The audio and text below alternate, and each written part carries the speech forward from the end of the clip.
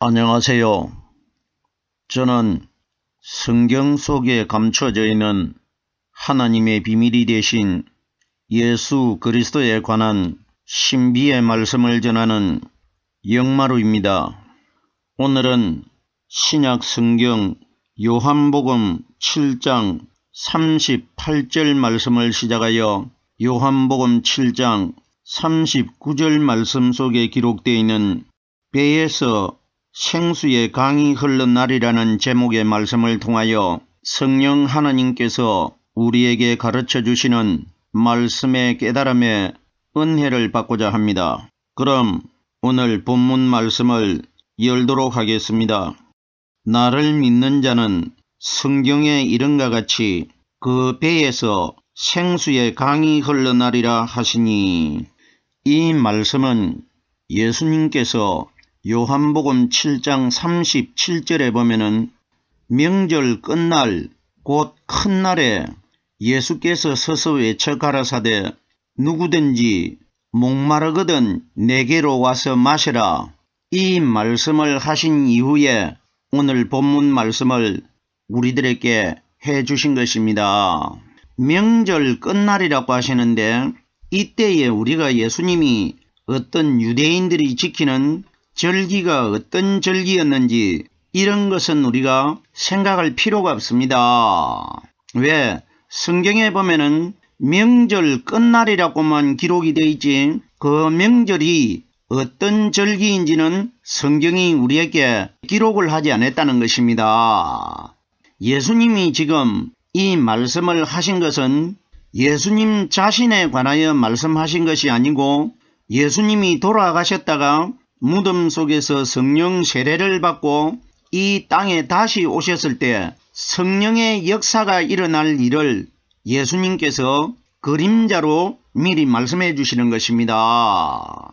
그럼 여기에 명절 끝날이라는 것은 구약에 있는 여러 가지 절기들은 7일 동안 지키라고 여러 곳에 기록이 되어 있습니다. 그럼 예수님이 명절 끝날 곧 큰 날에 이렇게 기록이 되어 있는데, 정말해서 구약의 율법 시대를 절기가 끝이 나는 날이라 이 원리입니다. 끝날이 있으면 끝이 났다는 것이기 때문에 끝날 중이라는 뜻이 아니고, 끝날이라는 것은 그날이 7일날이 끝이 나고 나면은 7일날 다음 날은 8일날입니다. 성경이 가리키는 8일은 복음시대를 가리킵니다. 성경이 가리키는 큰 날이 무엇이냐? 오순절날 이 땅에 8일날 성령이 오실 날이고, 예수님이 무덤 속에서 성령 세례를 받고 부활하신 날을 큰 날이라고 합니다. 예수님이 부활하신 날은 주일날입니다. 그리고 오순절 성령이 이 땅에 오신 날도 주일날입니다. 그럼 여기에 예수님께서 명절 끝날 곧 큰 날이라는 것은 오순절 성령 사건을 우리에게 말씀하신 것이고, 8일날 부활하실 것을 우리에게 말씀해 주시는 것입니다.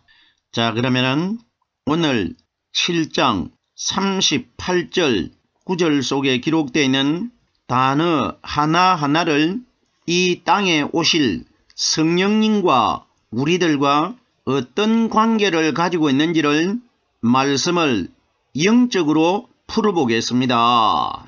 나를 믿는 자는 성경에 이른과 같이 이렇게 기록이 되어 있는데, 예수님께서 나를 믿는 자는 하는 것은 마리아 몸속에서 태어나신 율법의 예수님을 믿는 자는 이 이야기가 아니고, 우리 예수님께서는 이 땅에 3년 반 동안 천국 복음을 전하셨는데, 천국 복음이라는 그 자체가 누구냐? 무덤 속에 부활하신 성령께서 우리에게 가르쳐 주시고 깨닫게 해주시는 이 말씀이 바로 천국 복음입니다. 그럼 예수님께서 나를 믿는 자는 하는 것은 마리아 몸속에서 우리 사람과 똑같은 죄를 가지고 태어나신 예수님 자신을 믿는 자는 이 이야기가 아니고, 무덤 속에서 부활하셨다가 오순절날 이 땅에 임하신 성령께서 가르쳐 주시는 말씀을 믿는 자는 이 이야기를 하신 것입니다. 그럼 결론적으로 성경에 기록되어 있는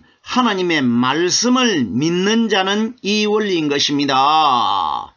요한복음 11장 25절 말씀에 보면은 예수님께서 나는 부활이요 생명이니 나를 믿는 자는 죽어도 살겠고, 자 보십시오.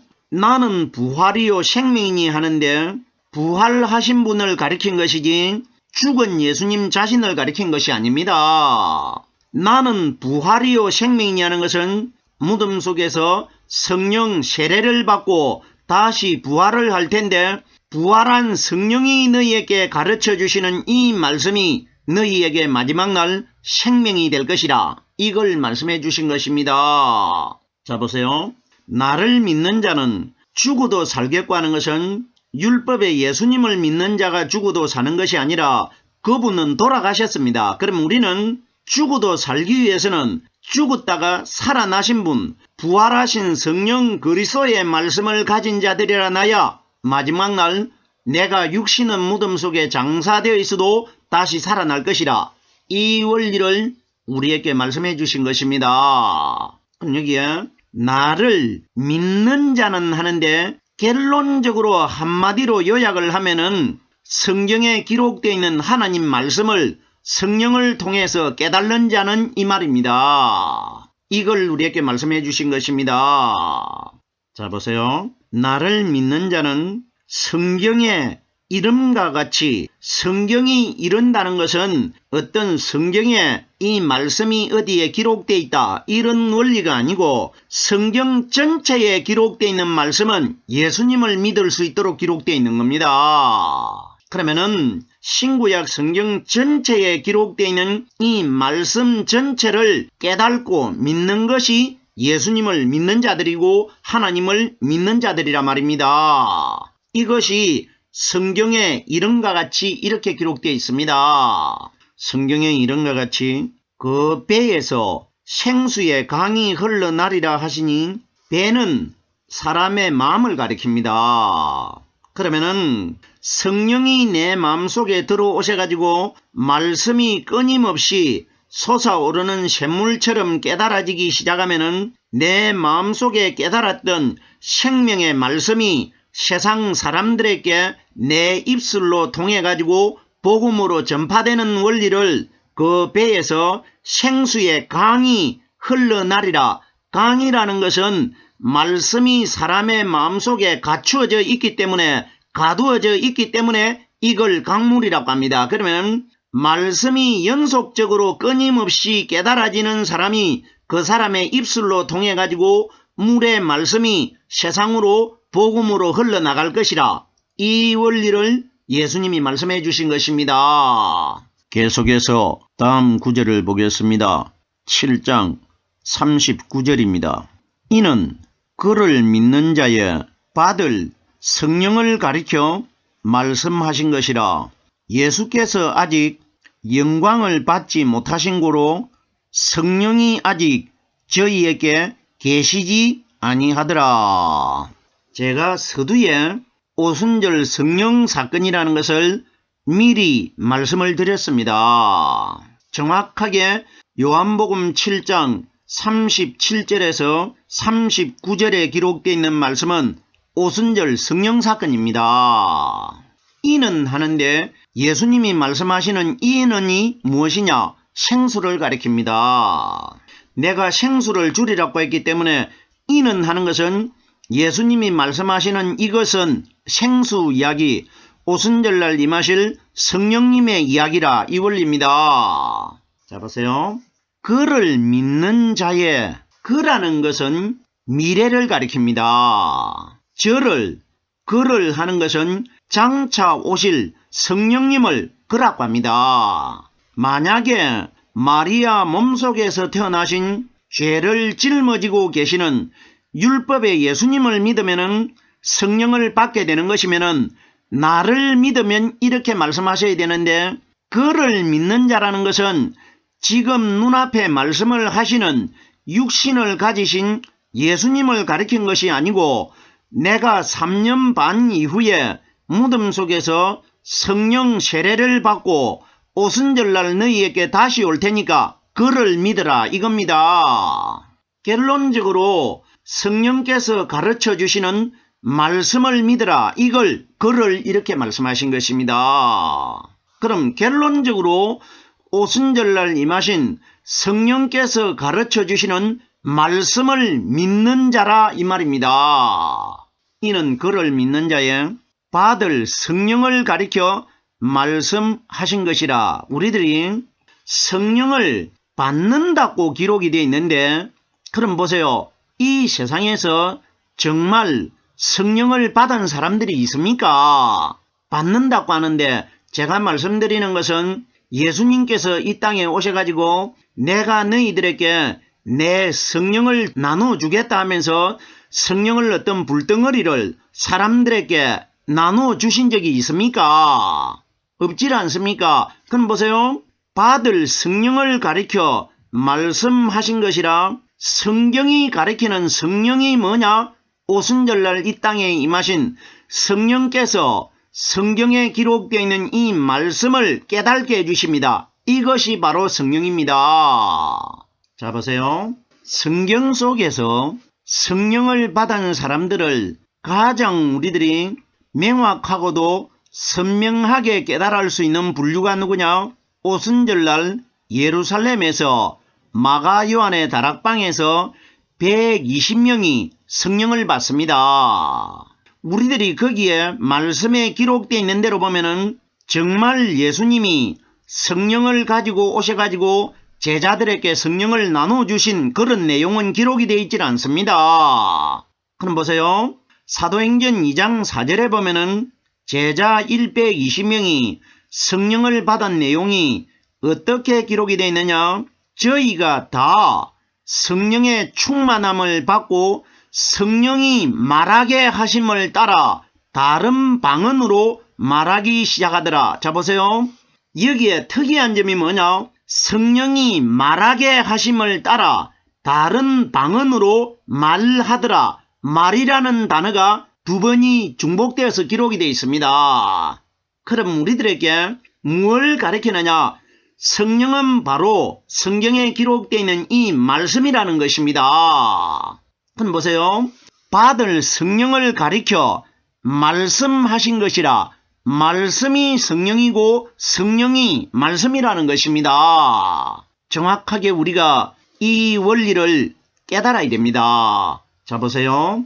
이와 유사한 내용이 성경에 기록이 되어 있는데 요한복음 14장 26절 말씀해 보면은 예수님께서 우리들에게 이렇게 말씀하셨습니다.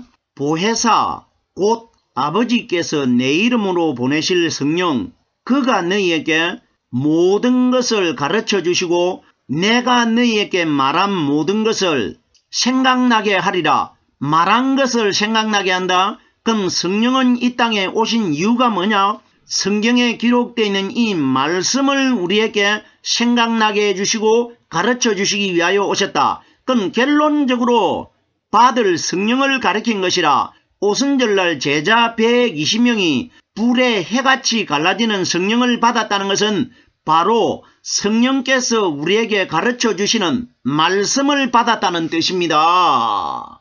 말씀이 성령입니다.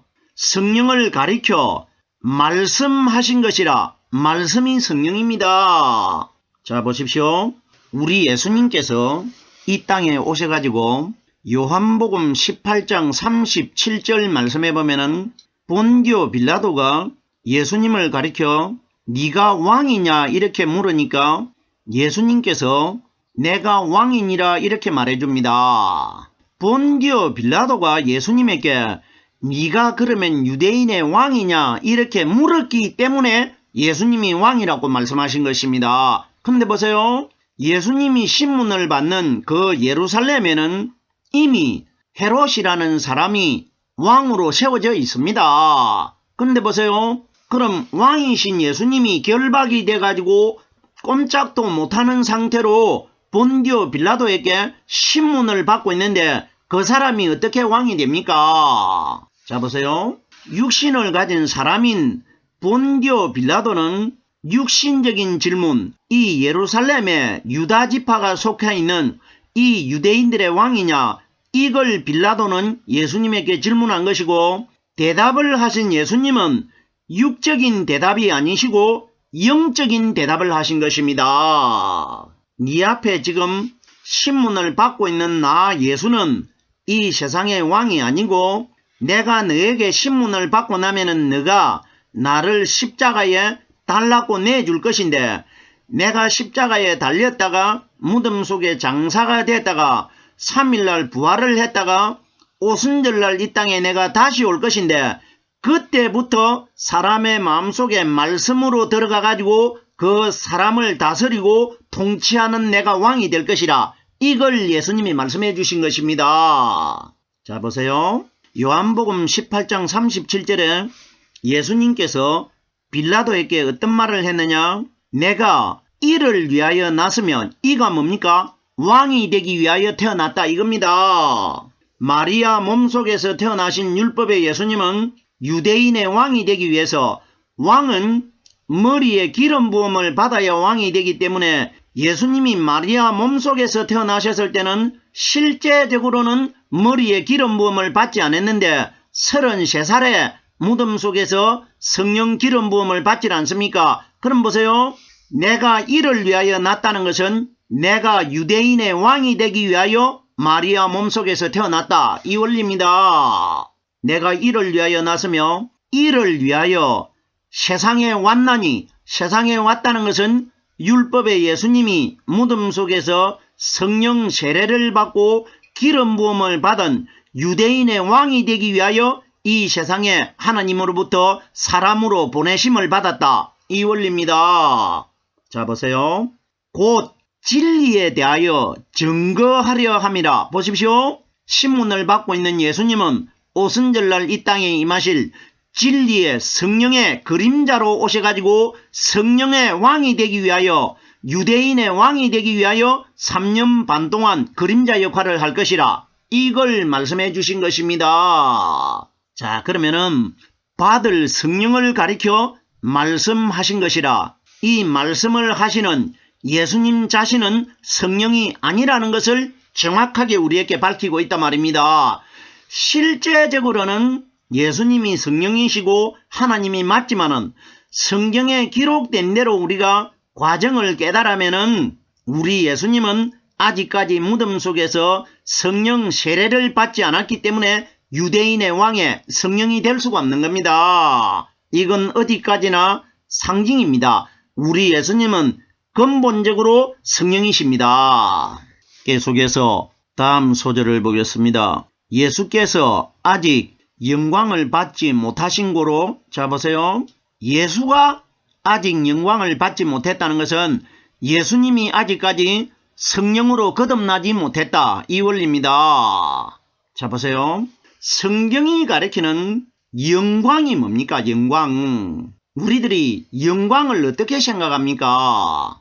오늘날 조금 있으면은 연말이 다가오는데, 연말에 연예인들이 1년 동안에 활동을 많이 한 사람들에게 상을 줄 때에 소감을 말하라고 하면은 먼저 하나님께 이 영광을 돌려드립니다. 이렇게 인사말을 하지 않습니까? 이거 다 틀린 겁니다. 영광을 모르기 때문에 그렇게 말하는 겁니다. 자 보세요. 성경이 우리에게 가리키는 영광이라는 뜻이 뭐냐? 영광이라는 것은 육신의 몸이 아니고 영적인 신령한 하나님의 몸으로 무덤 속에서 부활하신 그리스도를 새벽에 찾아온 여자들이 보니까 그 형상이 번개같이 빛났다고 기록이 되어 있습니다. 성경이 가리키는 영광은 무덤 속에서 신령한 하나님의 몸, 육신적인 몸이 아니고 영적인 몸으로 얼굴이 번개같이 광채가 나고 해같이 빛나는 분을 영광이라고 합니다. 영적인 몸으로 광채가 나는 그리스도를 영광이라고 하는 겁니다. 자 보세요. 성경에 보면은 너희의 영광을 여호와 하나님께 돌려라. 예수님께서도 이 땅에 오셔가지고 영광을 아버지 하나님께 돌려라. 이 돌려라는 뜻이 뭐냐?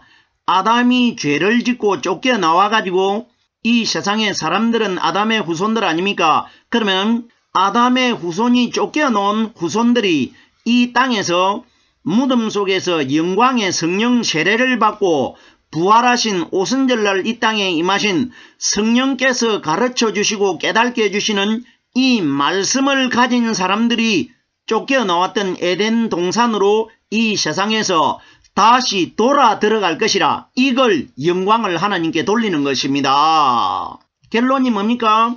무덤 속에서 부활하신 성령께서 가르쳐 주시는 말씀을 가진 사람들이 마지막 날 쫓겨나왔던 에덴 동산으로 다시 이 세상에서 돌아 들어가는 것을 영광을 돌려드리는 것입니다. 이걸 기록해 놓았는데 오늘날 사람들이 아무 뜻도 모르고 영광이 성령 그리스도라는 것도 모르고 영광을 아버지께 돌려드립니다. 뭘 영광을 아버지께 돌려드린다는 것입니까? 내가 내 마음대로 어떻게 천국을 들어갑니까? 내 자신의 몸을 마지막 심판날 영적인 해같이 빛나는 얼굴, 번개처럼 광채가 나는 얼굴로 거듭나가지고 하나님께로 내가 이 세상에서 돌아 들어갈 것이라, 이것이 영광을 하나님께 돌려드리는 것입니다. 영광이 성령의 말씀을 영광이라고 합니다. 그럼 보십시오. 예수께서 아직 영광을 받지 못하신 거로, 아직 예수께서 무덤 속에서 성령을 받지 못하신 거로 이 원리입니다. 자, 보세요. 성령이 아직 저희에게 계시지 아니하더라. 자, 보세요. 제자들에게 성령을 주시기 위해서는 예수님이 먼저 성령의 영광을 받으신 이후에 제자들에게 성령의 영광을 주실 수가 있지 않습니까? 예수께서 아직 영광을 받지 못하신 거로, 예수께서 아직 성령을 받지 못하신 거로 제자들에게도 성령이 계시지 않는다는 것입니다. 예수님께서 무덤 속에서 부활을 하신 이후에 갈릴리에 있는 제자들에게 나타나셔가지고 성령을 받아라. 이건 뭐냐? 내가 오순절날 성령의 말씀을 가지고 올 테니까 그때 너희 120명은 이 장소에서 다 성령을 받을 것이라, 이걸 말씀해 주신 것입니다. 오늘 우리가 요한복음 7장 38절 말씀을 시작하여 39절 말씀 속에 기록되어 있는 성령님에 관하여 말씀을 깨달아 보았습니다. 오늘은 여기까지만 하겠습니다.